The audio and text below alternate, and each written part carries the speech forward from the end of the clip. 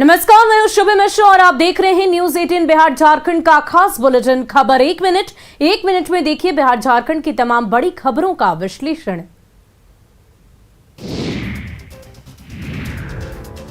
खेतों में नीलगाय का झुंड, खेतों में लगी फसलों को पैरों तले रौंद रहे हैं ये नीलगाय।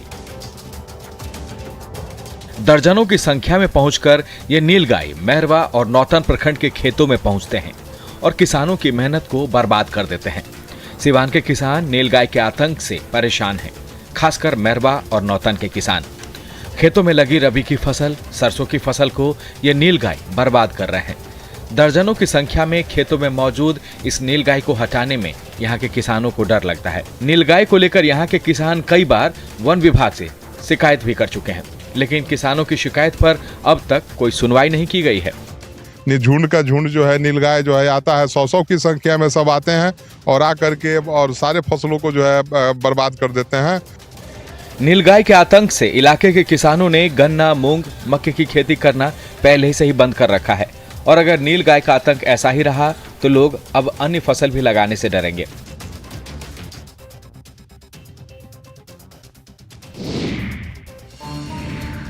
ईंट की दीवारें, बांस की बल्लियों का छत, तिरपाल का बना घर का मेन गेट और घर के अंदर गोईठे पर तैयार होता खाना। सोच सकते हैं कि बिहार में ये किसी मुखिया का घर हो सकता है, लेकिन ये सच है। बाढ़ जिला के अथमगोला प्रखंड के बहादुरपुर पंचायत में ये मुखिया का घर ही है। इनकी सादगी, ईमानदारी और सच्चाई पर ही पंचायत के लोगों ने इन्हें मुखिया बना दिया है। जहां पंचायत चुनाव के दौरान बाहुबल, धनबल की तस्वीर आम होती है, वहां नगीना प्रसाद ने चुनाव में 1 रुपए बिना खर्च किए चुनाव जीता है, और वो भी पंचायत की लोगों की मदद से। मुखिया कहते हैं कि इंदिरा आवास के लिए उन्होंने मुखिया बनने से पहले कई बार आवेदन दिया था, लेकिन आज तक घूस नहीं दिए जाने पर उनका आवेदन पास नहीं हुआ और घर नहीं मिला। लेकिन अब वे अपने पंचायत में ऐसा नहीं होने देंगे। भ्रष्ट व्यवस्था को खत्म करने के लिए नगीना प्रसाद अब खुद मुखिया बने हैं और पंचायत के लोगों से वादा किया है कि सरकार की कोई भी योजना हर हाल में जमीन पर उतारेंगे और भ्रष्टाचार के खिलाफ लड़ेंगे। बिहार में कोरोना के 6 नए मरीज मिले हैं। इनमें 1 मरीज पटना का है। इसके अलावा गया, किशनगंज, पूर्णिया, मुजफ्फरपुर और रोहतास में 1-1 नए संक्रमित मरीज मिले हैं। राज्य में कोरोना के सक्रिय मरीजों की संख्या 81 हो गई है। बावजूद इसके लापरवाही की इस तस्वीर को देखिए। जहां कोरोना के खिलाफ टीका और मास्क ही बचने का हथियार है, उसे लेकर ही लोग लापरवाह हैं। लोगों को लगता है कि टीके का दोनों डोज लेने के बाद अब डर कैसा, लेकिन यही लापरवाही है। बिहार शरीफ के इस स्टेशन पर लोग ट्रेन से उतरते हैं। एक तो किसी के चेहरे पर मास्क नहीं है, ऊपर से बिना कोरोना जांच के ही ये स्टेशन से बाहर निकल रहे हैं।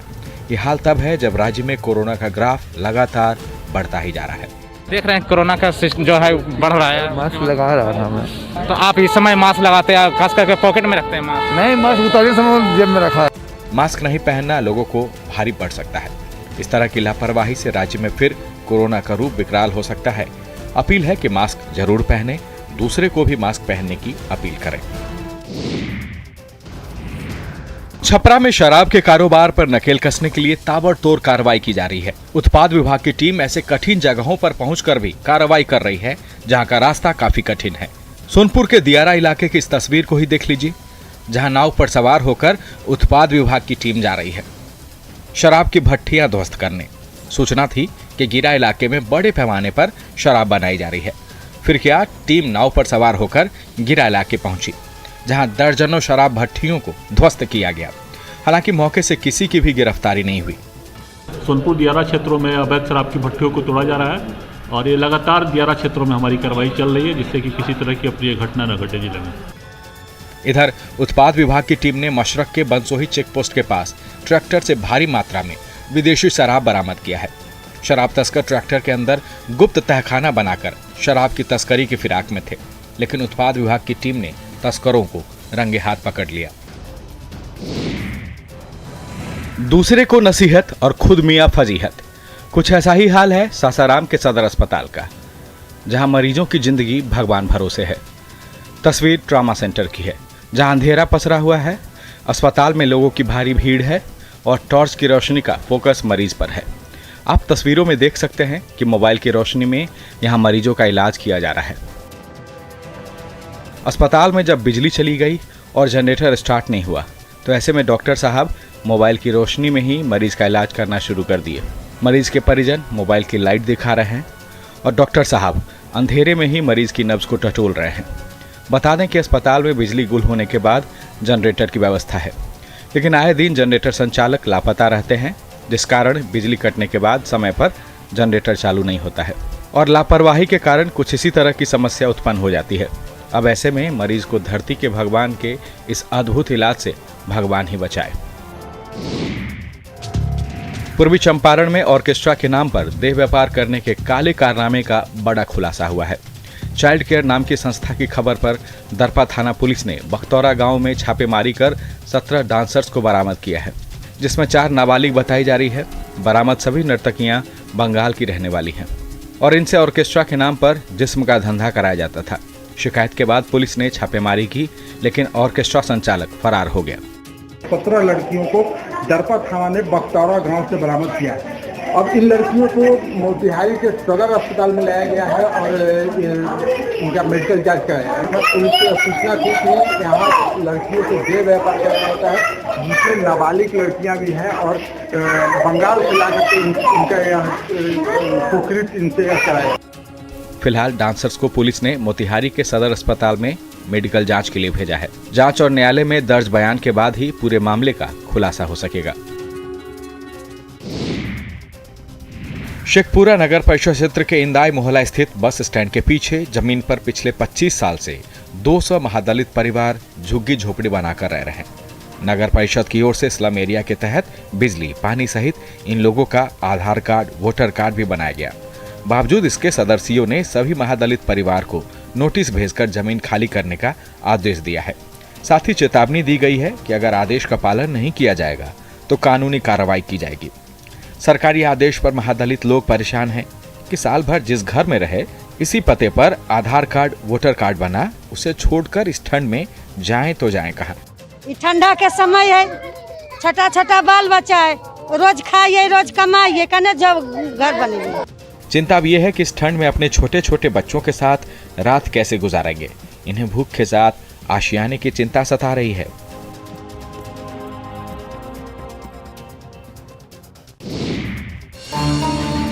मालदा रेल मंडल के जमालपुर और रतनपुर रेलवे स्टेशन के बीच स्थित बरियारपुर रेल सुरंग के समानांतर बनी दूसरी नई रेल सुरंग को युद्ध स्तर पर अब अंतिम रूप दिया जा रहा है। साथ ही इस सुरंग से होकर ट्रेनों का परिचालन शुरू कराने को लेकर रतनपुर इटकी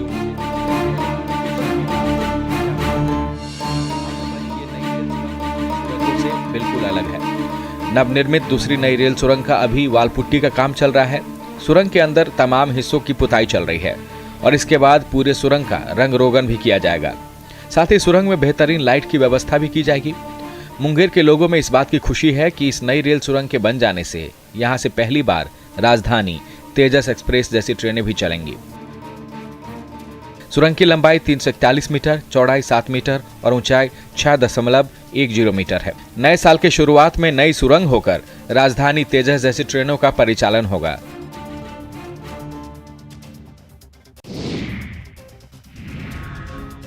बिहार में सरकार की ओर से धान खरीद की प्रक्रिया में बदलाव के कारण दानापुर और बिहटा के किसानों की परेशानी बढ़ गई है।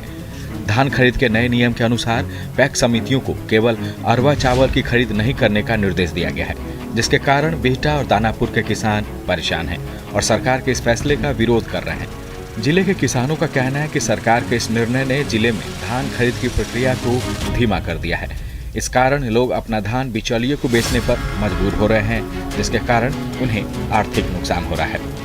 किसानों ने सरकार से निर्णय वापस लेने की मांग की है और कहा है कि यदि राज्य सरकार अपना निर्णय वापस नहीं लेती है तो किसानों को मजबूरन विरोध करना पड़ेगा। दरअसल बिहार में सहकारिता विभाग ने इस साल से उसना चावल के मिलों को ही पैक से टैग करने का आदेश दिया है, जबकि जिले में उसना चावल मिल की संख्या नहीं के बराबर है। इसे लेकर सरकार और मिलरों के बीच बातचीत का दौर चल रहा है, लेकिन अब तक कोई ठोस नतीजे सामने नहीं आ सके हैं।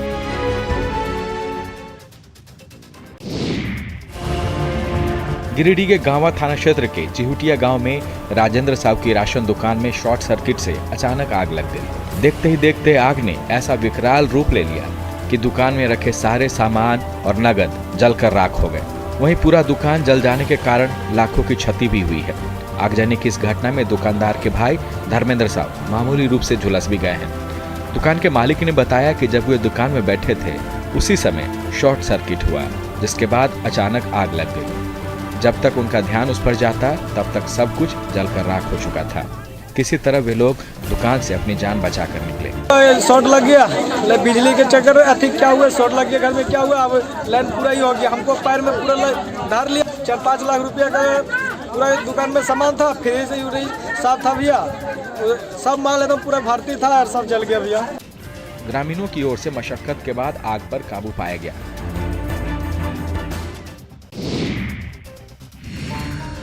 कड़ाके की ठंड और शीतलहर और घने कोहरे ने जीवन की रफ्तार थाम दी है।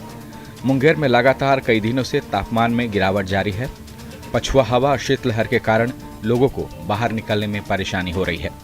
अत्यधिक ठंड के कारण लोग अलाव और गर्म कपड़े का सहारा ले रहे हैं, लेकिन इस ठंड ने उन गरीबों का जीना मुहाल कर दिया है जिनके पास गर्म कपड़े नहीं हैं।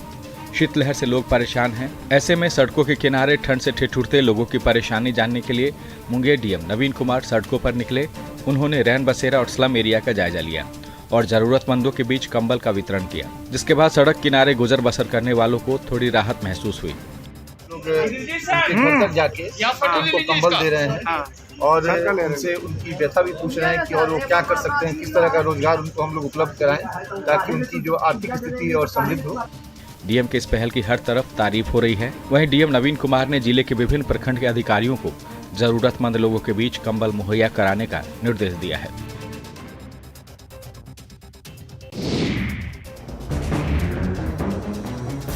राजधानी रांची समेत राज्य भर में पारा हर दिन गिरता जा रहा है। पारा गिरने से आम लोगों के साथ साथ पशु पक्षियों की भी परेशानी बढ़ गई है। ऐसे में बिरसा जू के जानवरों पर भी इस ठंड का असर पड़ता नजर आ रहा है। इस बार ठंड ज्यादा पड़ने की वजह से बिरसा जू प्रबंधन की ओर से जानवरों को बचाने के लिए विशेष उपाय किए गए हैं। खासतौर पर बाघ, शेर और तेंदुओं को ठंड से बचाने के लिए जूट के पर्दे लगाए गए हैं। इसके अलावा इन जानवरों के बाड़े के सामने हीटर और ब्लोअर लगाए गए हैं। साथ साथ जानवरों को विटामिन की गोलियां भी दी जा रही है। बिछावन, पटरा बिछावन, पर्दा लगाना एवं हीटर लगाना, ये हम लोग इंतजाम करते हैं। और साथ साथ इन लोगों को देख रेख पर हम लोग दिन में प्रतिदिन धूप पर हम लोग कोशिश करते हैं कि धूप लगे, इसलिए हम लोग बाहर बाड़े में छोड़ते हैं। हालांकि ठंड के मौसम में बिरसा जू में सैलानियों की संख्या भी काफी बढ़ गई है। दरअसल नवंबर से फरवरी तक ठंड रहने की वजह से ये जंगली जानवर भी धूप में बैठना पसंद करते हैं और लोग इन्हें अच्छे से देख पाते हैं।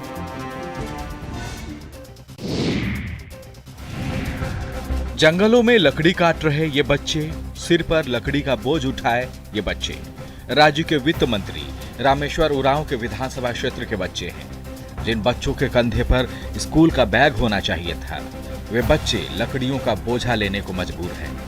दरअसल कोरोना की वजह से राज्य में 5वीं तक के स्कूल बंद हैं। क्लास ऑनलाइन लिए जा रहे हैं, लेकिन इन गरीब बच्चों के पास मोबाइल नहीं होने की वजह से अब ये घर पे ही बैठे रहते हैं।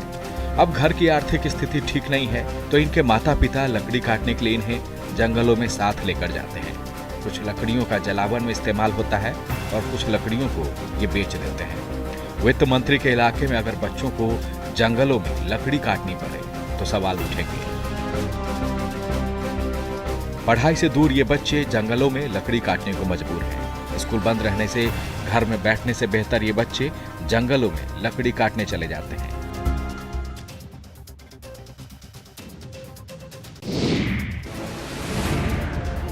बयालीस साल पहले विश्व बैंक से सीतामढ़ी में एक सरकारी कोल्ड स्टोरेज के लिए लोन लिया गया था। सीतामढ़ी के औद्योगिक इलाके में बनने वाले सरकारी कोल्ड स्टोरेज से इलाके के लोगों को भी बड़ी उम्मीद जगी थी। उम्मीद थी कि कोल्ड स्टोरेज खुल जाने से इलाके के किसानों को फायदा मिलेगा, लेकिन इलाके के लोगों की ये उम्मीद 42 साल के बाद भी उम्मीद बनकर ही रह गई है। हाल ये है कि सरकारी कोल्ड स्टोरेज के लिए लिया गया लोन करोड़ों में पहुंच गया है, लेकिन अब तक कोल्ड स्टोरेज बनकर तैयार नहीं हुआ है। विस्कोमान की मदद से और सहकारिता विभाग की ओर से कोल्ड स्टोरेज के निर्माण की शुरुआत तो की गई थी, लेकिन अब तक यह बनकर तैयार नहीं हुआ है। कोल्ड स्टोरेज के लिए विशाल भवन निर्माण के बाद कोल्ड स्टोरेज के निर्माण कार्य अभी तक अधूरे छोड़ दिए गए हैं। इलाके में अधूरे कोल्ड स्टोरेज से किसानों के साथ साथ स्थानीय लोग भी मायूस हैं और सरकार से गुहार लगा रहे हैं कि इसे जल्द से जल्द बनाकर तैयार किया जाए।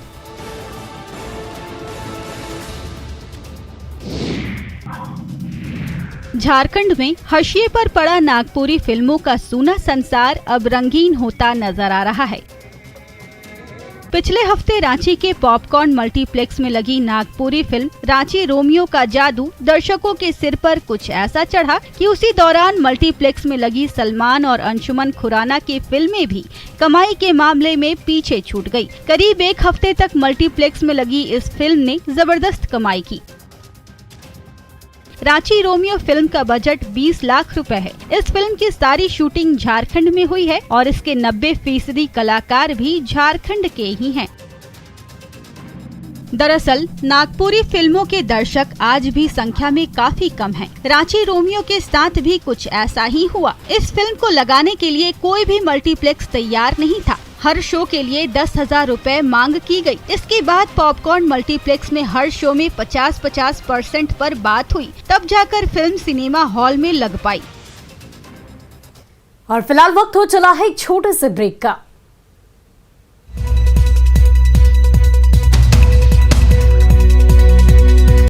नमस्कार, आप देख रहे हैं खबर 1 मिनट आपके साथ मैं हूं रचा शर्मा। चलिए 60 सेकंड में देखते हैं खबरों का विश्लेषण।